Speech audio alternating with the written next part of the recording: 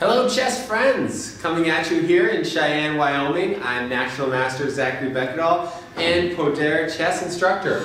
Here we are in our fifth series, or our fifth video of our 12-part series. And as you can see, we've got an endgame position up on the board. I'm excited to go back to endgames, my favorite part of the game, and really work on some strategies. So I always like to do a recap. Started off, learned how to move all the pieces, all the special rules in chess. Went over a couple checkmates. Hopefully now you're versed in those two important checkmates. Went over our openings, making sure that you know the three rules in the openings. And then last lesson, we built off those rules and worked on our first couple tricks, the pin and the fork. Now we're going back to our endgame lesson, and we're talking about the first endgame you need to know.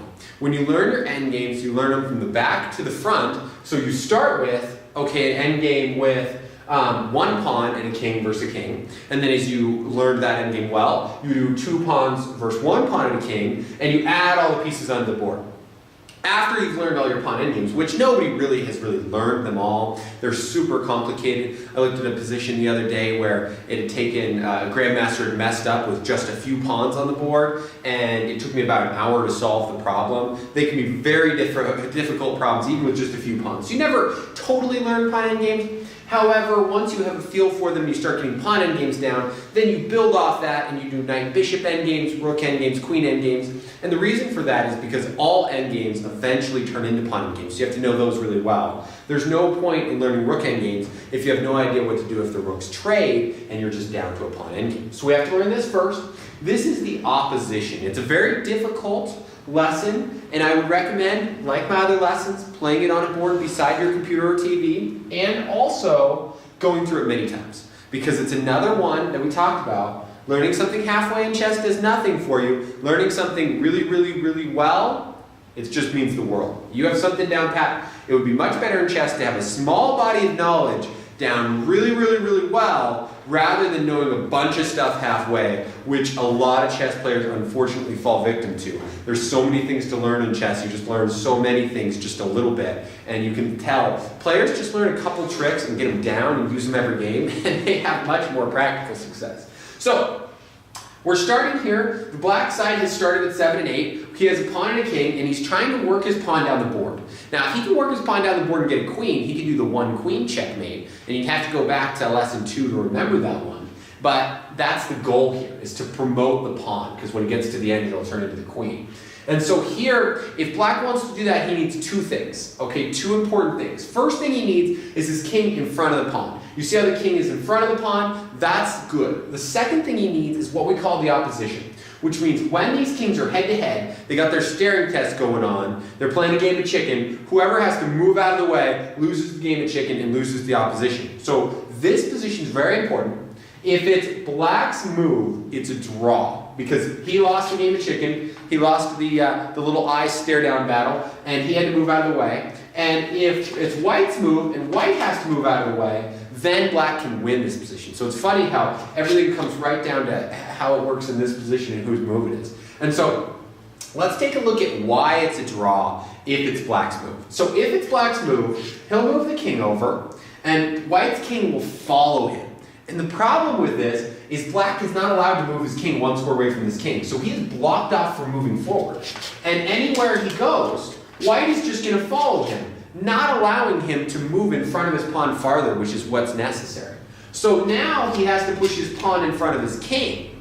The problem with that, even though he's making progress, is that was the first rule we said, was you need your king in front of your pawn. And whenever this happens, white just follows a little step. He just moves back and moves towards the king. That's a little two-step thing you can remember. You always go straight back, so whenever black forces him back, you go straight back. And then whenever black keeps making progress forward, he just moves towards the king. So you move straight back, and then you move towards the king. And I'm going through this fast because it's not the most important part of this drill, so don't worry if you didn't catch that entirely.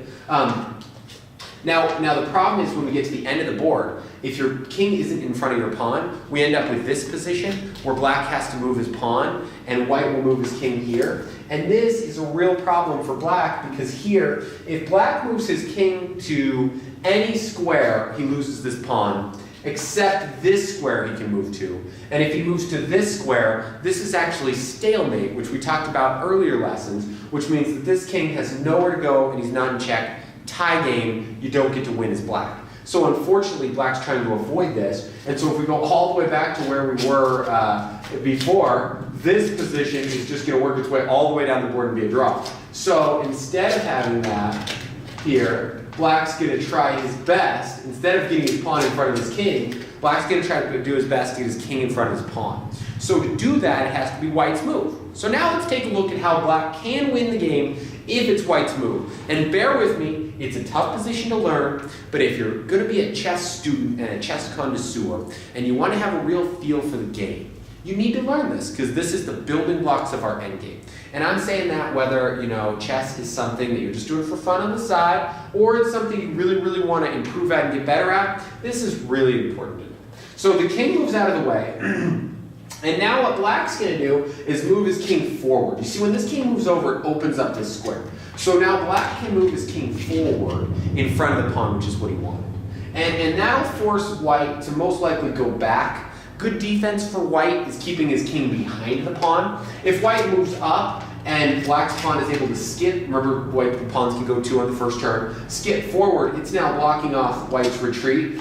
And what black will do now is, if your opponent does do this, you just make sure that white doesn't get his king back in front of this pawn, and you just block him off. And now this drill becomes very easy, because if white's king isn't in front of the pawn, it's no problem for black to win. It's all he's going to do now. It's all he's going to have to do is scoot his king over and push the pawn down and get a queen. And now his king will guard all those squares. So that's not the best defense for white. So what white's going to do most likely, here's our starting position, when white scoots over and the black king goes here, is what white's going to do is he's going to come behind the pawn. That's going to be his best defense.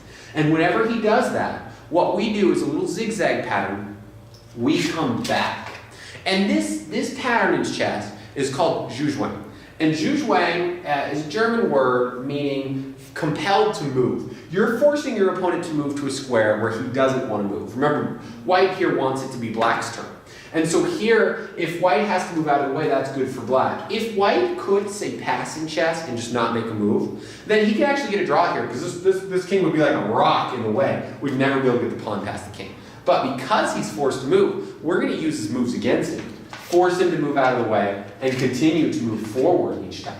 And then when white's king goes back, trying to stay behind the pawn, we will again line them back up, make white move out of the way, and when white moves out of the way, we'll move forward. Now, don't be apprehensive here. Many people are like, I'm too far away from my pawn, and they're scared. Your pawn's just fine. The farther in front of your pawn your king is, the better. If this king comes up to try to get our pawn, we'll move our pawn down, and this pawn will guard this square, this king will guard this square, and the white king can't get to it. So it's no problem. Do not worry that there's space between your king and your pawn. It feels wrong. Feels like maybe you're going to lose your pawn some way or another. But when there's just kings on the board and the pawn, you want this king as far as front of the pawn as you can. Now, a common mistake people will make that you should make sure to avoid is a lot of people will forget how they zigzag. And instead of coming back to the center, which is what black should do, he'll go to the side. Now you are too far away from your pawn, because now white's king comes up. He walls you off from getting back to the center, and he's just going to come up and take your pawn. So you do have to stay in the center here, and then just zigzag one square away from your pawn. Never get too far away from your pawn. So when this king comes back here now, this king, the black king, is on what we call the magic sixth. Now you can see it's actually the third, since we're the black pieces. If we were the white pieces, it would be the sixth rank. But it's the sixth rank from wherever you started. So we started here 1, 2, 3, 4, 5, 6. This is the sixth rank for black. This would be the sixth rank for white, because he starts at 1 and moves up. So I know that's a little confusing. Hopefully that doesn't throw you off. And when you get your king to the magic sixth, it's finally time to push the pawn. So now we've got our king. We call it the magic sixth because it's where all the magic happens. Once you get your king to the sixth, you're going to win this drill, and it's much easier. We've done the hard zigzag pattern. We got that done. Now we can move our pawn. So we start by moving our pawn. This king moves. He's just waiting for us, hoping we make a mistake. And here in this position, we have a real opportunity to make a mistake. We've got our king on the sixth. We've marched our pawn down to the fifth. And now we really need to take our time here. This is where I tell kids, sit down, get a glass of water, shake it off, make sure you really think about it here, and you don't make a mistake, because after all this work, you don't want to mess up here. if you push your pawn in front of your king, you'll get into this position, which we saw earlier is actually going to be stalemate, because when the king comes here, we'll get stalemate. So you actually have to go back in front, line them up, get the opposition, have this king scoot out of the way, and then move your king here to get this position. Now this position is what we're looking for all the way from the start. And when we go here, I like to call this the pawn goes marching in, because our pawn is now guarded all the way into queening, so we're going to win this game. So anywhere white moves, we could play this blindfolded even if we're a beginner. It doesn't take any skill at all. This pawn is going to march down the board. So hopefully you can kind of see that that's all protected. And no matter what white does, he can't stop us. And then when we get to the end, we're now going to create a queen. And if you remember our drill from the second lesson, you're going to be able to use this queen, which starts right here. Don't put it back up where it starts. And you're going to be able to checkmate your opponent and win. And so that was a little tricky. Let's go back to the beginning. And even though I usually say pause the video and go back over it yourself, we're going to do it one more time and just look at a couple other things that could happen. So we start in this position. This is the opposition. And we know we need two things. We need our king in front of the pawn. And we know that we need it to be white's turn in this position. So we're winning the staring match. So here, when white moves out of the way, now remember our big key is we're trying to get our king in front of the pawn. So what we do is we play our king to this square so that he's farther in front of the pawn. Remember, don't be worried if the white king goes up this way. White's best defense is staying in front of the pawn. That's going to make it the hardest on black. Now, each time the white king comes back, the black king comes over and lines the kings up, forcing white to make a move, and we call that a jugeoing. When white makes a move, either direction, you make sure to get your king farther forward. When white moves back, you line the kings up again. And you march your king down again till you get to that magic 6th rank. That's where all the magic happens. After that, we're able to finally push our pawn. We're going to push our pawn down to the 5th rank. And now here, once we're at the 5th rank, we're really going to take our time. Slow down here, make sure you make the right move. You can zigzag fairly fast to the 6th rank, get your pawn to the 5th. Just make sure you take your time now. So now, last time we did it, the white king ended up on the square as well. And we moved our king here, and when we moved out of the way, we moved our king so we had the pawn marches in. That works out great. Also, if it ends up in this position, it can also end up here, where in this position, it's white's king is right here. Now you can actually push your pawn and win, which is the golden rule we said not to do, is push your pawn in front of your king. But watch how this works. When the king comes here, now when we push our pawn, it's actually white's move in this position, which is a huge difference. Because remember, when it was black's move in this position, every move lost the pawn except for this move, which was stalemate.